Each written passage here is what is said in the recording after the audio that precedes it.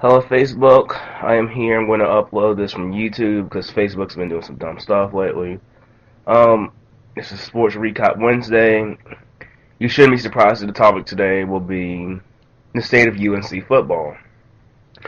So the big topic last week, Butch Davis was fired Wednesday evening. Um, I think a lot of people question, we're all on the same page in terms of the timing. Like, the NCAA has already handed out our notice about allegations and everything back in June and whatnot. So we're just coasting, getting ready for training camp and whatnot for football. And then all of a sudden, I'm just going to Inside Carolina because that's what I do like a billion times a day. And it's like Butch Davis is out. I about lost my mind because out of nowhere we find out that Butch has been fired. It happened like it was random. So I do question the timing. It also training camp starts this week or next week. I want to say it starts probably in a couple days. The timing really sucks, but I guess it is what it is. Can't cry over spoiled milk. Um, the decision did prompt a lot of overreaction. I saw a lot of people saying, "Oh my gosh, UNC's not football's not going to be relevant anymore." Thank you, UNC football, for giving me a couple years of good football, winning football, back in mediocrity, stuff like that. And I'm not surprised. I mean, typical overreaction from a decision like that. But I want to get in depth about what this decision meant and what it didn't mean. What the decision meant was that our long-term future of UNC football, the state of it, is uncertain. We don't know long-term whether UNC football will be relevant or not. What the firing doesn't mean is that UNC football all of a sudden this year will win like only 2 games and lose 10. That's not what that means. We still have Davis recruited talent here, and I'm looking down the list. I see 6 wins already, but I'll get back into the schedule in a minute. So short term, we're still okay. UNC football should be relevant for at least a good 2 to 3 years. Um, a lot of people are very angry at Chancellor Thorpe. He's getting a lot of heat for this.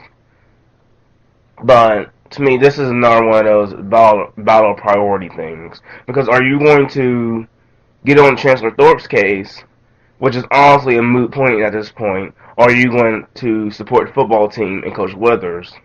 Of course, Coach Withers did get his interim head coach position in an unfortunate sequence of events.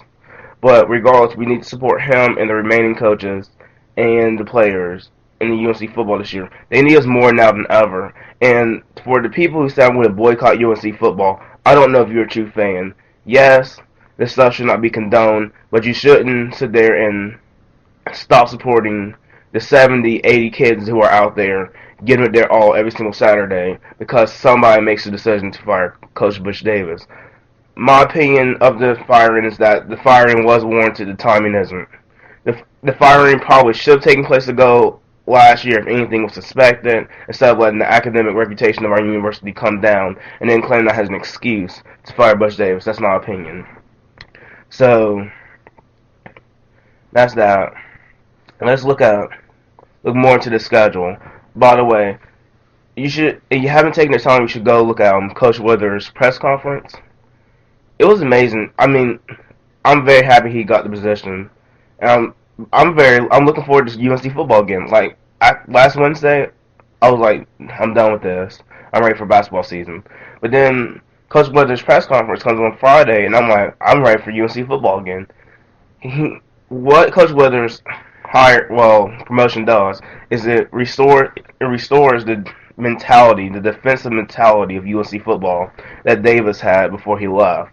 So the defensive mentality is still here. So that's really good. And he seems like he says all the right things. He's very happy to be here. He's going to be working his butt off to make sure that UNC football is great, at least this year. So support Coach Withers. Y'all should come out for James Madison. Um, Another thing that this firing did do was it's going to tank attendance in Keenan Stadium is going to be down probably a considerable amount now. Um, Before the firing, I was easily expecting about 60,000 at Keenan strong. Keenan does hold 62,980 people now, thanks to the Blue Zone.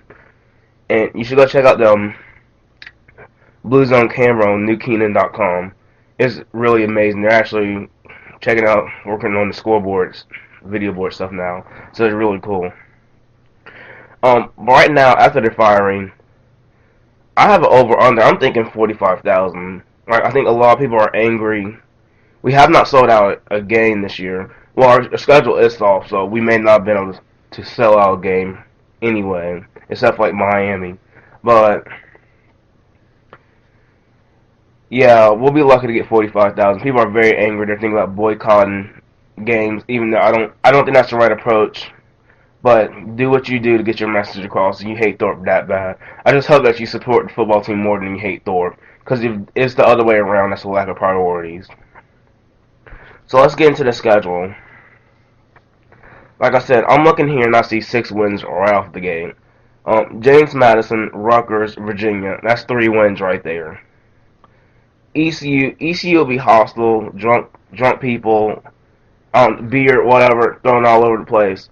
ECU's team still doesn't have a defense. So, whatever our offense has, we will still be able to run ECU up and down the field at will. ECU doesn't have a defense. So that's a win in my book. And let's not forget, we still have both of the bottom feeders in the ACC, Wake Forest and Duke, on our schedule. That is 6 wins right off the gate. Let's get into some of these not really guaranteed games right here.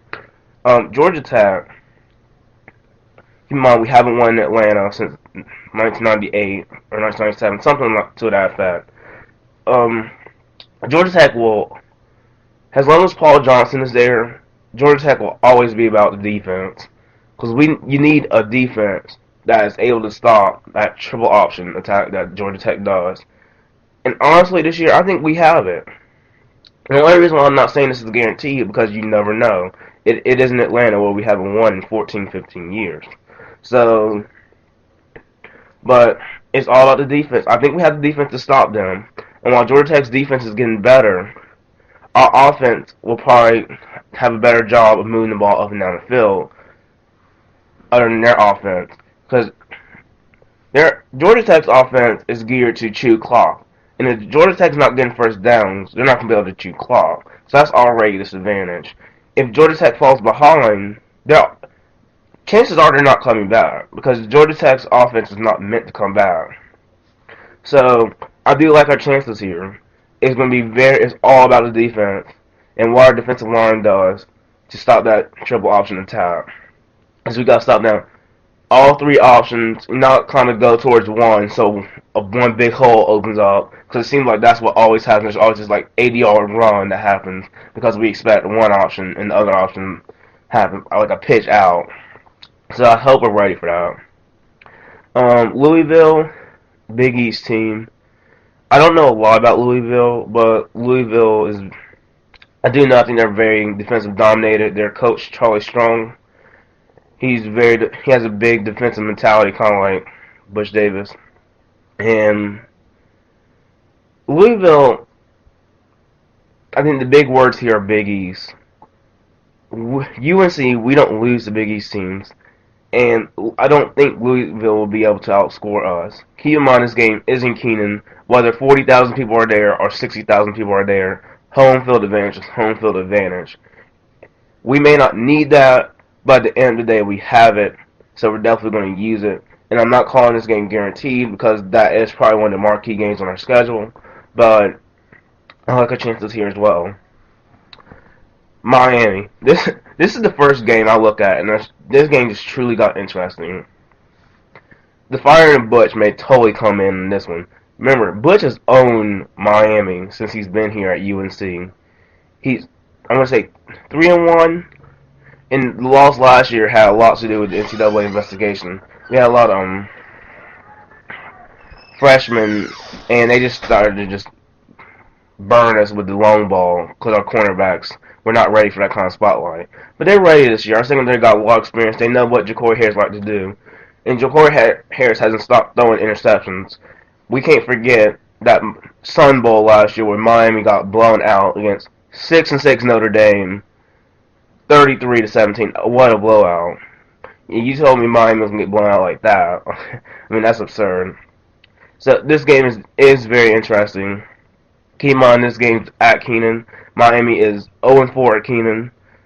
I don't expect them to be winning in Keenan this year, even though the firing of Butch makes this game totally interesting.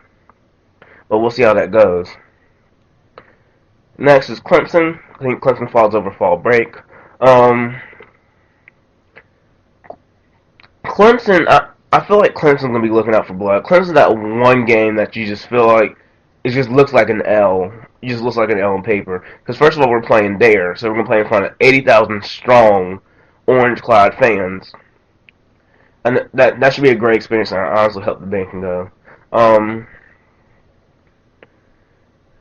Clemson will have a really great defense. Their offense is sketch. I think they also have a first-year quarterback like us. And I think our offense will be more ready for this than their offense. So, advantage us in the offensive department. But the game is being played at Clemson. So, the game's being read to me like a loss right now. But, we'll see how that goes. Next away game. Oh, our favorite. NC State. So, we're being played at NC State. I think a lot of comments have been coming my way lately about how low our chances of beating NC State have become now that Butch has been fired. But we gotta put this in perspective here.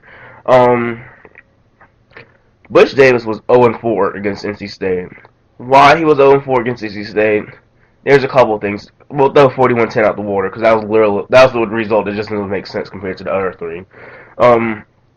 We are very conservative in all our losses. Like my freshman year, when we went to go play them, we lost by 1 point. It was 4th and 1 at the NC State 1 yard line, and what do? We kicked the field goal. You know what? I'll go for 6, and if we can't get 6, we don't deserve to win the game. We're at the 1 yard line. There's no reason why we cannot score a touchdown from the NC State 1 yard line. I don't care whether it's 3rd and 1 or 4th and 1. We should be able to score that. It was too conservative and doesn't make sense. Last year, I think Russell Wilson had a lot to do with what happened last year. That Hail Mary, replays still cannot confirm whether that Hail Mary was called or not. I can't sit there and say you can overturn the call that was on the field, but you certainly can't confirm it. Because that replay showed me nothing. So the referees were wrong there. You can go ahead, say that the play stands, say whatever, but don't confirm the call, because that still gets on my nerves. The Hail Mary, in my opinion, yeah, you could not confirm that with replay. NC State eventually won last year, thanks to the NCAA investigation, because on that punt return, the guy just ran all the way back. And people, we know that the NCAA investigation hurt our special teams more than anybody else. This game's being played in Raleigh. It's going to be hostile. Here we go. NC State UNC football is a rivalry and will remain a rivalry until we beat State. We have not beaten State in a couple of years now. You can say what you want. You can say we're better than State, blah, blah, blah, blah, blah. We have not beaten State, and we need to get that win. It is a rivalry. It is what it is. We're going for that win. We're going to try to get it. That word alone gives us a chance to beat them in Raleigh. Russell Wilson is out of there. He booked it to Wisconsin. That's another chance. The talent gap between the two is absurd. We are 4th best NFL talent in the country. State is not even on the list. Now, what needs to happen is we need to be more. Our coaches are going to have to be more aggressive in our play calling and our coverages for us to beat State. It's going to be more. You're going to have to be more risky because that's the only way we're going to be able to beat State. You stay conservative, you're going to always be that team that's leading by 10 points in the 4th quarter and then wind up dropping the ball. That's going to always happen if you stay conservative. So take a hint.